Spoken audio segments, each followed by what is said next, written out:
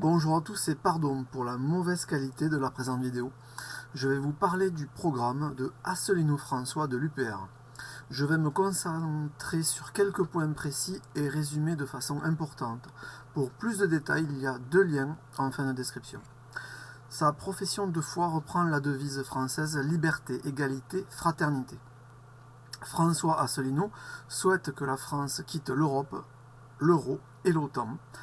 L'ensemble du programme tient en 27 mesures qui sont développées clairement. Il considère que quitter l'Europe est un gain financier immédiat et permet davantage d'actions en faveur de la France. Il souhaite ainsi installer un contrôle d'échange des mouvements de capitaux qui aura pour première conséquence de lutter contre la fraude fiscale, de taxer les transactions financières. François Asselineau parle de fraude fiscale et de fraude sociale.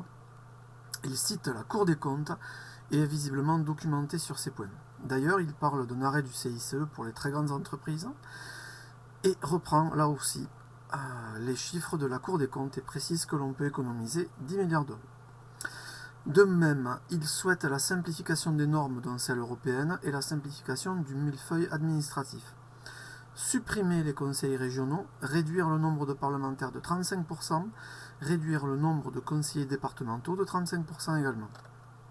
Dans la foulée, il annonce que la sortie de l'euro permettra de créer un nouveau franc et de doper les exportations. Cela, selon ses propos, devrait diminuer le nombre de chômeurs. Il souhaite baisser la TVA sur les biens de très grande nécessité, l'augmenter sur les produits de luxe, créer de nouvelles tranches d'imposition pour les revenus annuels supérieurs à 300 000 euros et supérieurs à 720 000 euros. Créer un impôt exceptionnel de solidarité et mettre une taxe sur les transactions financières. François Asselineau souhaite renationaliser le gaz, l'eau, l'électricité, la poste, les autoroutes, la télédiffusion, la RATP et la SNCF afin d'opérer des gels et des baisses de tarifs. Ensuite, François Asselineau avance différentes promesses. Augmenter les salaires de 24% en 5 ans et privilégier le travail au capital.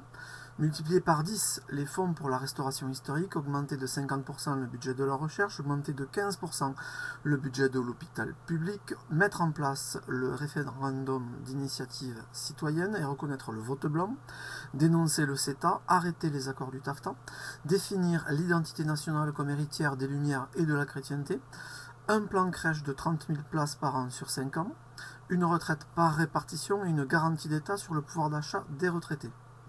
Une revalorisation de l'allocation d'autonomie handicapée de 20%, la construction de 80 000 logements supplémentaires, une mise en place de 15 milliards d'euros supplémentaires pour l'outre-mer, une lutte contre l'immigration, une augmentation de 20% du budget de la police et de la justice, des stratégies pour imposer les GAFAM et garantir la neutralité du net, porter le budget de la défense à 3% du PIB, il s'agit de la proposition numéro 26 sur le 27, défendre et protéger la francophonie.